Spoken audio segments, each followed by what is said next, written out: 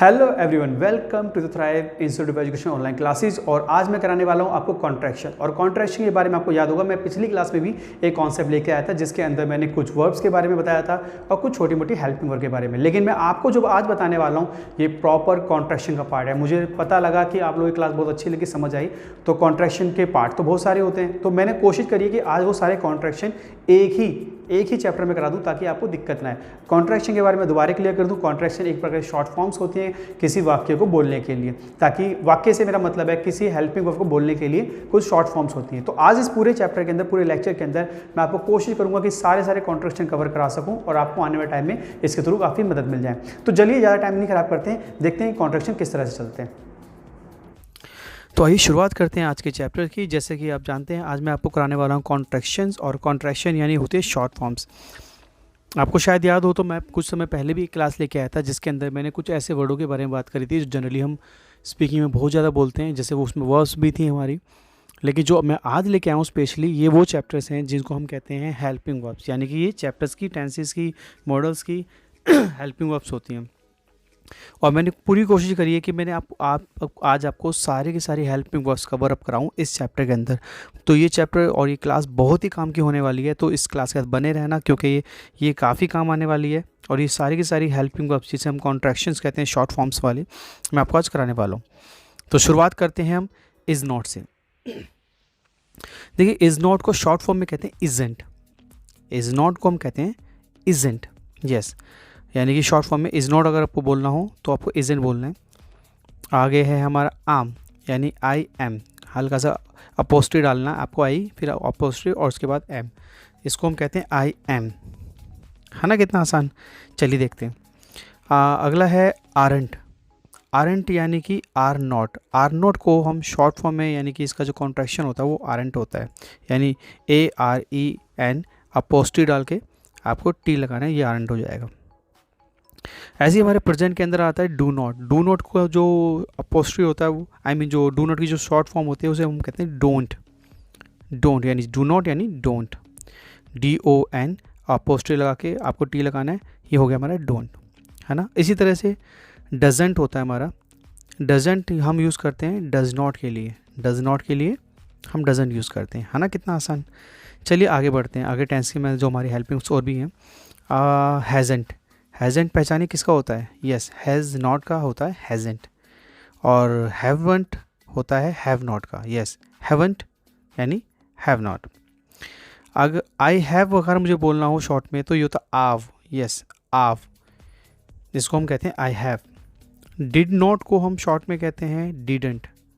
Did not को हम short में कहते हैं डिडंट, यस। तो बहुत काम का चैप्टर है, ध्यान रखना है आपको, ये काफ़ी काम आने वाली चीज़ें।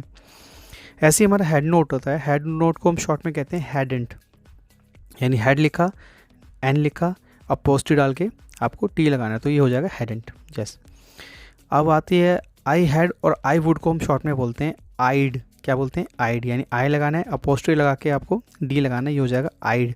और आइड का जो फॉर्मेट बनता है, ये हेड का साउंड भी निकालता है और वुड का भी। तो ये अकेला छोटा सा चैप्टर दो साउंड प्रोड्यूस करता है, यानी आई हैड का भी और आई वुड का भी। आगे है आइल। आइल यानी फ्यूचर की बात हो रही है, तो अभी आइल, हील, देल, शील, विल, डिपेंड करता है आप सब्जेक्ट कौन सा लगा रहे हैं। फिलहाल मैंने यहाँ पे आई लगाया, तो आइल। आइल यानी आई विल या फिर आई शैल। आगे हमारा एंट, AIN अपोस्ट्री लगा के टी लगाना है, ये हो गया एंट। ये अकेला छोटा सा word, I am not, is not, यानी कि sorry, I am not, is not, are not, has not, have not में इसका इस्तेमाल करता है। कभी कभी तो डू नॉट, डज नॉट के लिए या डिड नॉट के लिए भी इसको बोला जाता है। हालांकि जो पॉपुलैरिटी है वो आई एम नॉट, यानी I am not, is not, are not, has not और हैवेंट में ही है इसकी पॉपुलैरिटी। अगर इसको हम शॉर्ट में अगर पर्टिकुलर एक वर्ड के लिए बोले, जैसे हम आमंट बोलते हैं, आमंट, तो जो आमंट होता है वो स्पेशली आई एम नॉट के लिए बोला जाता है। लेकिन अगर एंट बोलते हैं तो सबके लिए, तो आप आमंट भी आप लिख लेते हैं, मैं आपके लिए आमंट यानी आई एम नॉट, ये इसका है। चलिए और आगे बढ़ते हैं। कैन नॉट, आपने कैन नॉट सुना होगा। कैन नॉट को शॉर्ट में कहते हैं कांट, यस, कैन नॉट को हम कहते हैं कांट। और अगर कुड नॉट बोलना हो तो कुड नॉट बोला जाएगा कुडंट, यस, कुड नॉट बोला जाएगा कुडंट, यस। बस करना कुछ नहीं है, कुड लिखना है, एन लगाना है, अपोस्ट्री लगा के टी लगा देना, ये हो गया हमारा कुडंट। उसी तरह से वुड नॉट होता है, शॉर्ट में इसको बोलते हैं वुडंट, वुडंट, यस, बहुत आसान है। आगे हमारा विल नॉट। अब विल नॉट के अंदर बहुत बच्चे गलती करते हैं कि लोग विलेंट, मैंने सुना है बच्चों को बोलते हैं विलेंट बोल देते हैं, एक्चुअली गलत होगा।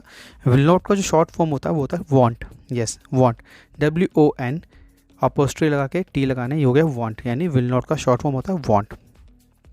अगर हमें शुड नॉट बोलना हो तो वो होता है शुडंट, यस शुडंट, यानी शॉर्ट फॉर्म इसकी शुडंट, यानी शुड नॉट की शॉर्ट फॉर्म शुडंट। आगे है हमारा मस्ट नॉट। अगर मस्ट नॉट बोलना हो तो ये होता है मसेंट। क्या होता है?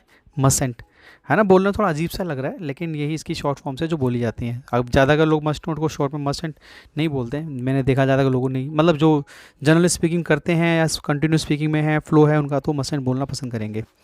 आगे देखते हैं माई नॉट। अगर मैं बोलूँ माइट नॉट तो इसको बोलते हैं माइटेंट, यस माइटेंट, माइटेंट यानी माइट नॉट।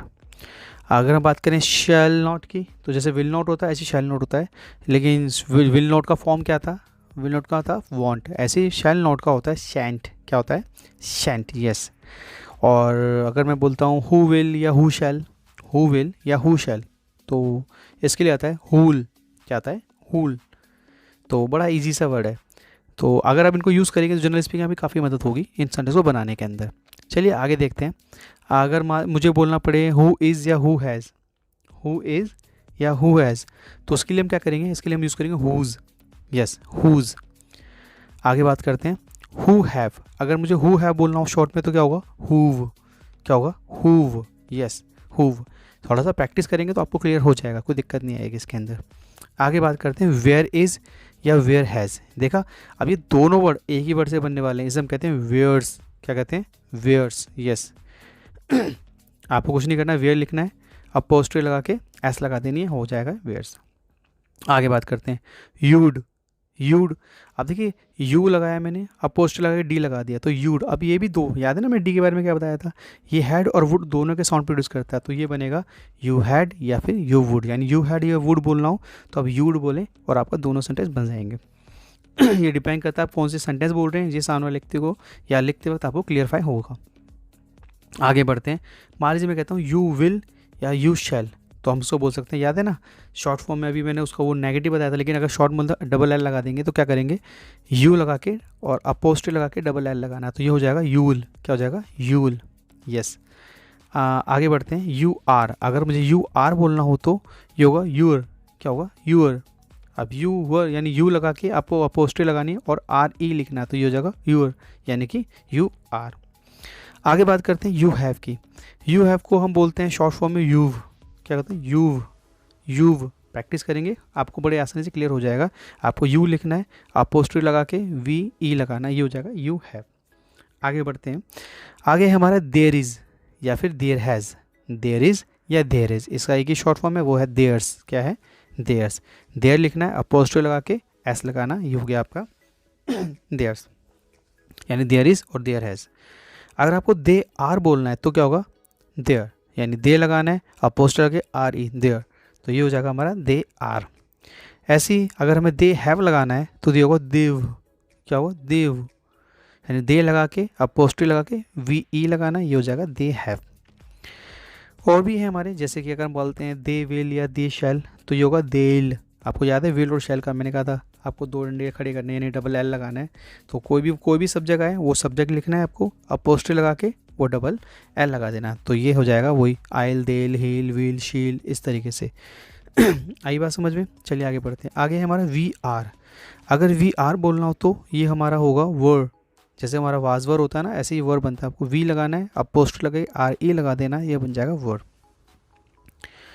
आगे हम बात करते हैं और, जैसे कि हम बोलते हैं वी हैड या वी वुड, तो वही मैंने आपको पहले कहा था डी वाले जो आपको आता है माइंड में, आपको पता होगा पिछली क्लास, अभी पिछले 2-3 वर्डों में बता चुका हूँ मैं। तो वी लगा के आपको अपोस्ट लगा के डी लगाना, तो ये हो जाएगा वीड। क्या हो जाएगा? वीड। और यानी ये वी हैड और वी वुड दोनों का साउंड प्रोड्यूस कर सकता है। ऐसे वी हैव होता है, ये होता है वीव। क्या होता है? वीव। वी लगा के अपोस्ट्री और वी ई, यानी हो जाएगा वी हैव। आगे हमारा, अगर मैं आपको बोलूँ व्हाट विल या व्हाट शैल, तो ये वटहल, ये होगा वटहल, यानी WHAT व्हाट, आगे अपोस्ट्री लगा के डबल एल लगाना, ये हो जाएगा वटल।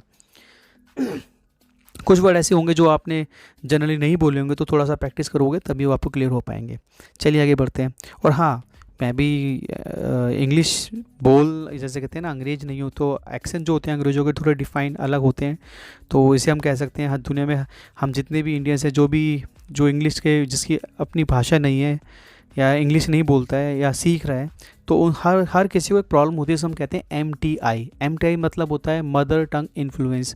इट मीन्स कि आप जहाँ भी रहने वाले, जहाँ के भी रहने वाले हैं, वो टोन तो आपकी ज़ुबान पे आएगा ही। यानी प्रैक्टिस करेंगे तो आप थोड़ा सीख पाएंगे, धीरे धीरे सीख पाएंगे, लेकिन एक्यूरेसी एक बार में नहीं आती है, वो क्लियर होते होते ही आती है। तो MTI सबके साथ रहता है, यानी मदर टंग इन्फ्लुएंस सबके साथ रहता है। आप जिस जगह से बिलोंग करने वाले हैं वहाँ का टोन तो हल्का सा आएगा ही। तो प्रैक्टिस करते करते सुधर पाएगा। तो कुछ वर्ड बोलने में दिक्कत हो सकती है, आप बोले प्रैक्टिस करें, हो जाएगा। आगे हमारा व्हाट इज़ या व्हाट हैज़। तो अगर हम इसको बोलेंगे तो क्या बोलेंगे, इसे हम बोलेंगे वर्ड्स। क्या बोलेंगे, वर्ड्स। कीवर्ड के लिए भी इसको बोल दिया जाता है। आगे हमारा व्हाट हैव के लिए हम वर्ड हैव क्या बोलेंगे, वर्ड हैव यानी WHAT वर्ड, प्लस में अपोस्ट्रोफी लगा के VE लगा देना, ये हो जाएगा वर्ड हैव।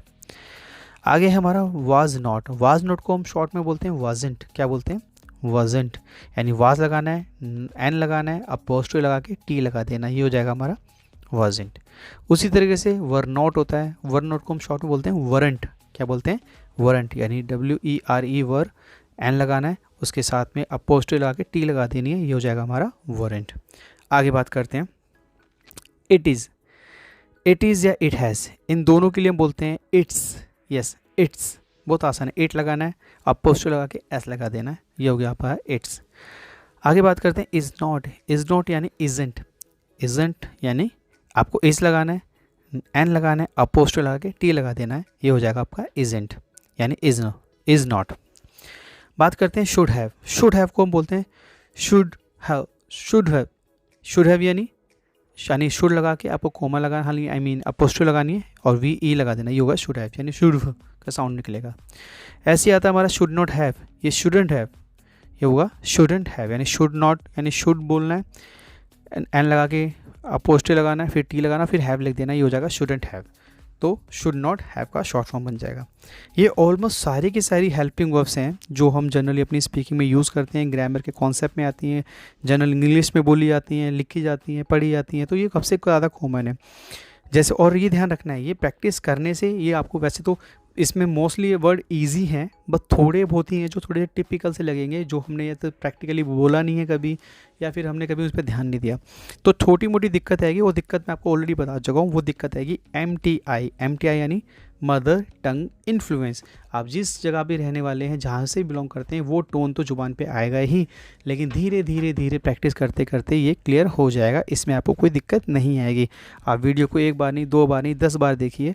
और अगर आपको साउंड फिर भी क्लियर नहीं हो रहे, तो आजकल बहुत सारे ऑप्शंस हैं हमारे पास बुक्स के, गूगल भी कर सकते हैं, मैं तो कहूँगा गूगल भी कर सकते हैं, बड़े आसानी से आपको ये मिल जाएगा आसानी से। तो आई होप आपको अच्छे से क्लियर हुआ होगा। चलिए आगे बढ़ते हैं। उम्मीद करता हूँ आपको अच्छे से समझ आ गया होगा आज का चैप्टर। काफ़ी सारे कॉन्ट्रैक्शन है, थोड़े बहुत नहीं है, काफ़ी ज़्यादा है ना, तो थोड़ा सा समय लग सकता है कवर अप करने में। आपको कुछ वर्ड तो बहुत ईजिली क्लियर हो चुके होंगे, कुछ वर्ड होंगे जो आपको ढंग से क्लियर नहीं होंगे, जिनको बोलने में थोड़ी दिक्कत आ सकती है। देखिए, ये प्रॉब्लम सबके साथ रहती है। मैंने क्लास के बीच में भी अभी चैप्टर कराते वक्त भी बोला, और मैं दोबारा बोलता हूँ, इसे जो वर्ड्स ऐसे होते, कुछ वर्ड ऐसे होते हैं जो हमसे नहीं बोले जाते। इसकी वजह ये नहीं कि हम नहीं बोल पा रहे, इसकी वजह ये है कि तकरीबन इस सबके साथ ऐसा होता है। ऐसा होने की एक कॉमन वजह मैंने बताई थी आपको, उसे कहते हैं MTI का मतलब ये होता है मदर टंग इन्फ्लुएंस। मतलब आप जिस क्षेत्र से जहाँ से बिलोंग करने वाले हैं, वो टोन, वो जुबान पे वो टोन तो आएगी ही आएगी। और एकदम से आप किसी तरह के किसी भी ऐसे कॉन्सेप्ट को जो आपकी शैली में नहीं है, उनको बोलने में थोड़ी बहुत दिक्कत आ सकती है। लेकिन हाँ, ये प्रॉब्लम सॉर्ट आउट हो सकती है अगर आप प्रैक्टिस करते रहे तो बहुत आसानी से प्रॉब्लम सॉर्ट आउट हो जाएंगी। तो मैं तो ये कहूँगा कि आपको आज का पूरा चैप्टर में जो समझा है, इसको जो ईजी है उन्हें थोड़ा सा अलग कर दो, जो आपको टफ लग रहे हैं उनको अलग कर दो, उनकी थोड़ी सी प्रैक्टिस करो, बोल के इसकी प्रैक्टिस करो, आपको अच्छे से वो क्लियर हो जाएगा। आई होप आपको प्रैक्टिस करेंगे तो आपको अच्छे से क्लियर हो भी जाएगा। मैं तो उम्मीद ही कर सकता हूँ कि क्लास लेने के बाद हमेशा प्रैक्टिस प्रैक्टिस करें, क्योंकि हमेशा अगर आप क्लास लेने के बाद क्लास छोड़ देते हैं, वो भूल जाते हैं, तो विश्वास करो वो ज़्यादा दिन आपके माइंड में नहीं रहेगा। प्रैक्टिस करते रहेंगे तो वो आपको अच्छे से माइंड में बैठ भी जाएगा और आपकी जुबान पे भी बैठ जाएगा। तो प्रैक्टिस करना ना भूलें। अगर आप बात करते हैं अपनी क्लास के बारे में, अगर आपको क्लास अच्छी लगी है, लेक्चर समझ आया है, वीडियो अच्छी लगी है, तो हमारे चैनल को सब्सक्राइब करें, लाइक करें और इस बेल आइकन को दबाना ना भूलें, क्योंकि इसी से मिलते हैं हम आपको आने वाली जो वीडियो के अपडेट्स, और वो आपकी इंग्लिश को काफ़ी इंप्रूवमेंट करने में मदद कर सकते हैं। तो ये हमारी आज की क्लास थी। जल्दी नए चैप्टर के साथ मैं मिलता रहूँगा और आपकी इंग्लिश को जल्दी जल्दी इंप्रूव करता रहूँगा। जब तक के लिए बाय बाय।